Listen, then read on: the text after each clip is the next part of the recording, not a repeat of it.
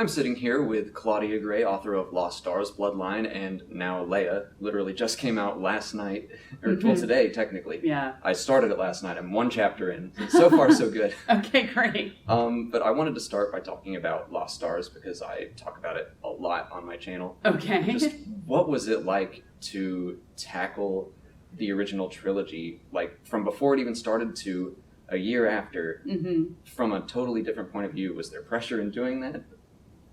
Yeah, a lot of people say things like, weren't you intimidated, etc. And probably I should have been, but I was not. Like, do you remember that scene in Ferris Bueller's Day Off where the garage guys steal that car and you see them like take off in slow motion and the Star Wars theme is playing? It's like, duh, and they have their hands up in the air and they're just like, yes.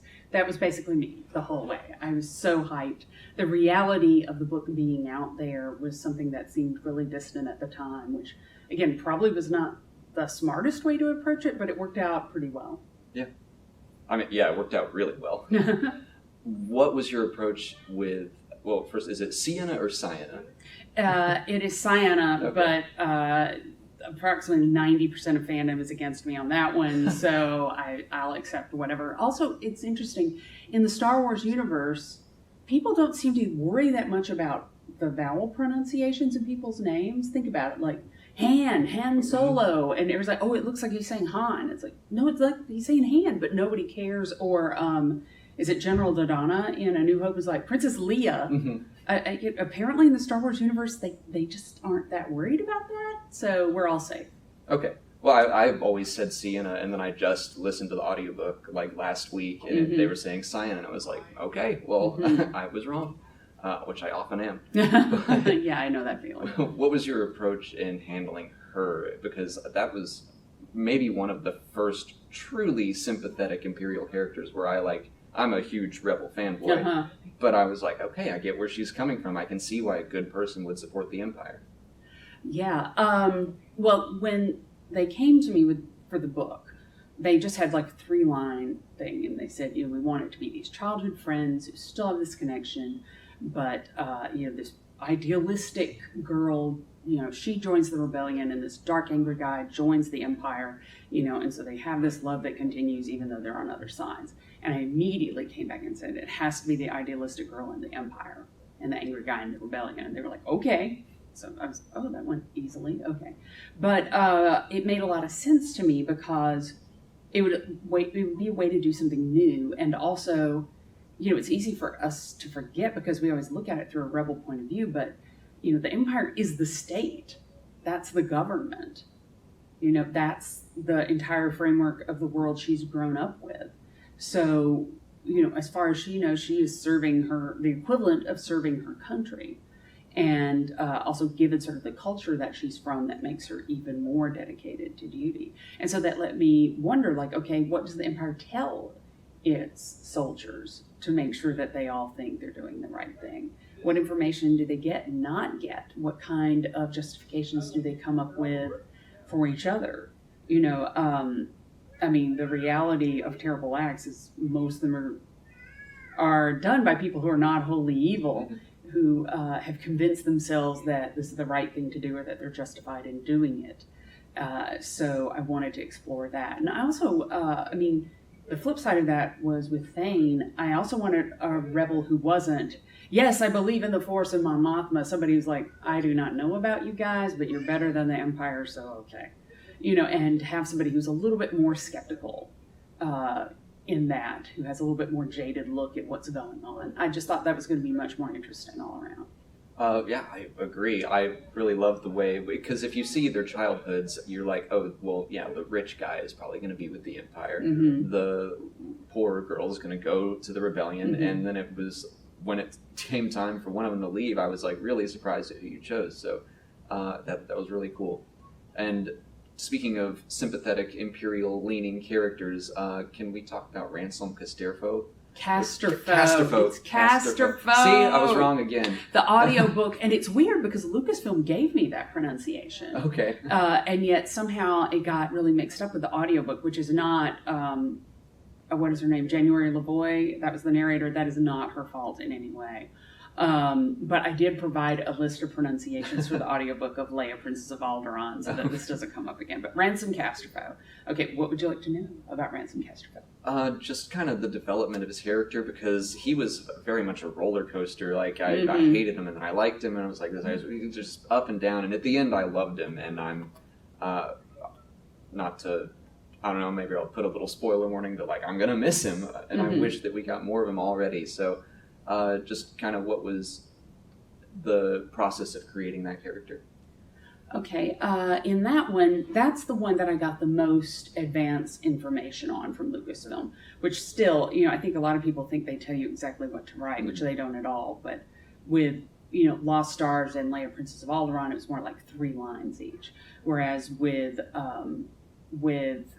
Bloodline, it was about 1.5 pages, mostly to set up what the political situation was. And that was something that Rian Johnson had put together. But some of the other things came from a much earlier draft of The Force Awakens. Ransom Casterfo had originally been a character in that movie back then. And as he was presented then, he was a member of Leia's staff. And they knocked heads a lot, but she valued him because he brought a perspective she didn't always think of. But secretly, he's evil, and he had a secret closet that he would open up, and he had his Imperial artifacts in, And then he betrays her. Dun, dun, dun. He was always going to be the one who let that information out. And I was really not satisfied with that. One, because I didn't feel like that was a very interesting character to just be bad, bad, bad. But the thing that really got to me, I was like, Leia led an underground rebellion movement for years. You think she can't tell who to trust? You think she doesn't have an idea for sort of like who might be a little bit shady? I didn't buy for a minute that one of her most trusted people would be somebody so dark and just totally working against her. I felt like if you were going to stay alive in a rebellion, your senses of people had to be a little bit better than that. So, I pitched the idea of him being, on the opposite side of the political party and being sort of the, he's the honorable opposition. He's somebody who really does think of collecting these artifacts as purely history.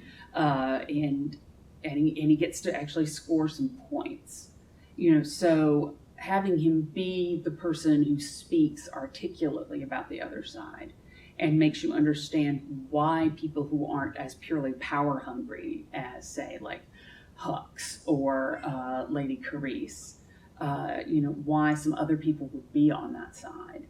I thought that was a really good point of view to have. And so that let him he developed into an even more interesting character than I thought he was going to be, because he is questioning his own beliefs as well as he's knocking up against Leia's, and he gets to go on a big journey throughout that book, which I enjoyed a lot. Okay, well, that's a good way to segue into talking about Leia.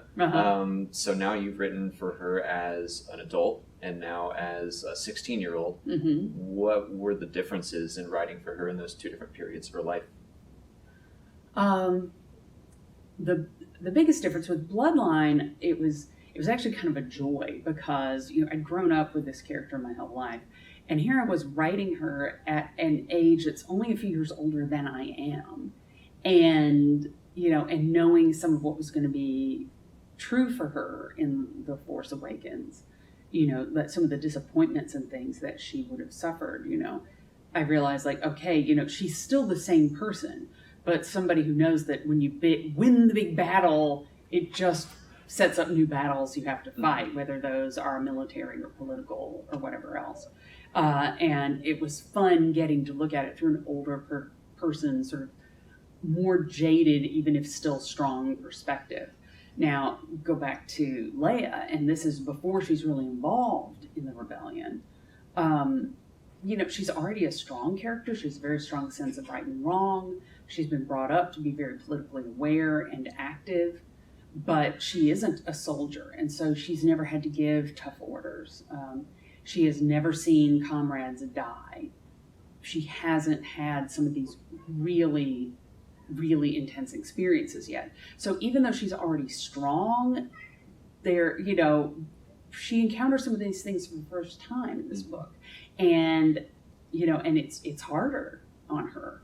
She is younger, and I thought it would be dishonest to not show her being a little bit more vulnerable and unsure about some of these things early on. Like, this is the beginning of her toughening up and realizing and figuring out who she is and who she has to be to make her role in the rebellion and in the galaxy work. Yeah, again, I'm only on chapter 1, but I already feel like, we're getting a little bit more of a different side of her. So when I read very slowly, because I'm like, I've got the book, I've got Wikipedia up, and I'm like taking notes at the same time. And I already have like 8 notes on just the first chapter, which is, I think, a lot. But I'm excited to learn a lot more about Breha Organa. Yes. That's someone we don't know a lot about at all. So are you excited to explore her for pretty much the first time in canon? Yeah, it actually staggered me to realize how little there was about a character who is so centrally positioned. She's the Queen of Alderaan. She's obviously at the very core of the rebellion between her daughter and her husband. Automatically this. I don't consider it believable for 1 minute that she wouldn't know from the get-go who Leia's parents really are, and the level of risk and awareness that comes with that. That plays in. So I definitely wanted to give her a role and sort of give her a personality, and let her stand on her own in the story. She is somebody who spends most of her time on Alderaan, taking care of things there, but then we had to say, like, okay, what can she be doing for the rebellion on Alderaan? And that, I believe, does come clear in the book, that just because she's not out in the Senate all the time, that doesn't mean she's not very, very much engaged. And it was fun, like, her interactions with her husband, you only see them through their daughter's point of view, but I think you also get a sense of their relationship, which was really interesting for me to dig into. This is just a question I get a lot. I wanted to get your take on it. Do you think Ciena was at the Battle of Scarif? Yeah, actually, we worked this out on Twitter one day, and while I did not get official backing on it, a couple of higher ups did sort of like retweet a couple of things or comment. So I get this is the thing. My guess is that she was there and she never knew a damn thing about it. Mm-hmm. And I know that sounds weird, but like a Star Destroyer is roughly the size of Manhattan. It's exactly what I said. I used to live in Manhattan, and in fact, I was working in Times Square when the Miracle on the Hudson, the plane like landed in the water, and I was very near that side of the island. Like, I could hear some sirens. Did I ever see one bit of evidence that this huge newsworthy thing had occurred? I never laid eyes on any of it. And now, if you're in a ship where information is very strictly controlled, and even if you do see something, not to tell your coworkers about it. You're not going to do that. I think it's entirely possible that she was there, that nobody ever told her anything, and that information was still under wraps, however many days later it was that Alderaan was destroyed. And of course, that was the one that they wanted to be public. Mm-hmm. Right. That Scarif and Jakku. No, not Jakku. The other two. Oh, yeah. A Jeddah. Yeah. Jeddah, yeah. Those were more clandestine. Although I really have to wonder, like, okay, look, we have a new super weapon that runs on kyber crystals. We could test this on any rock in the galaxy. I think we should test it on the place that has lots of kyber crystals. It's like, is that a good plan, really? But anyway, that's completely beside the point. They're kicking themselves after the Battle of Yavin, I'm sure. Exactly. But yeah, I don't think that Ciena knew anything about it. I think that information was kept really tightly controlled.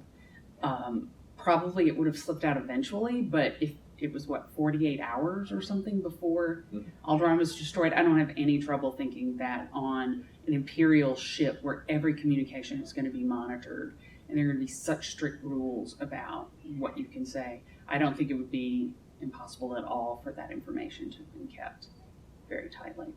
I completely agree. That's always been kind of my thank you response. My hope is that like Thane probably never saw the first two Death Star test fires because the place is huge. Yeah, who knows where he was? Exactly. You know, I mean, in Manhattan all the time. I remember one time St. Patrick's Day, they're like, 1 million people turned out to the parade. It had been 4 blocks away. I had not seen any evidence of 1 million people gathering that close, just because it's big and it's intense, and I'm sure a Star Destroyer is like that times 1,000. So, yeah. I think that a lot of fans would agree that writing politics in Star Wars can be tricky, but I think you also nailed it in Bloodline. So how did you pull that off? Oh, man, yeah, I was given a story that was almost solely political. The page and a half they gave me was almost all political. And I knew that there would be interesting ways to play that, but literally one of the very first thoughts I had was, Leia's got to blow stuff up. I didn't think stuff, but that wasn't the word. But I was like, no, she's got to start blowing some stuff up. I got to get a blaster in her hand. So that was how the whole sort of investigating the underground thing came about. I guess the main thing was, not to let it overpower the story, because it's just fundamentally, people talking about a billing committee is just not that interesting unless it's Hamilton, and I could not set up Lin-Manuel Miranda to come in and do that on the audiobook, so no go. And also to focus it, to make it personal in some way, because a lot of what goes down in the Senate, it affects Leia, because she wants to retire. Well, now wait, she can't retire. We've learned this about her past. She has to navigate the stuff through that. Not to undercut the political importance of what's going on, but I think if you make what's going on have a very real, emotional, immediate impact on whatever character you're looking at this through, that it affects them personally as well as politically, I think it helps readers be more engaged with it. Great. So Leia is out right now. Go read that, because I'm still got 40 chapters left, but so far I'm hooked. Lost Stars, Bloodline, both excellent books, and you're going to be in A Certain Point of View as well. I am indeed, yeah. So you're all over the place. But, yeah, apparently. Where else can people find you and keep up with you? Let's see, online you can find me at claudiagray.com. I'm very active on Twitter. I have other social media accounts as well. And of course I write original young adult science fiction and fantasy, most recently Defy the Stars, available wherever books are sold. Yeah. So yeah, you can find me out there. Okay, well, I learned some new things today. Casterfo, Sienna, I'll remember that from now on. Thank you so much for talking with me. All right. Oh, have a great thank you. This was great.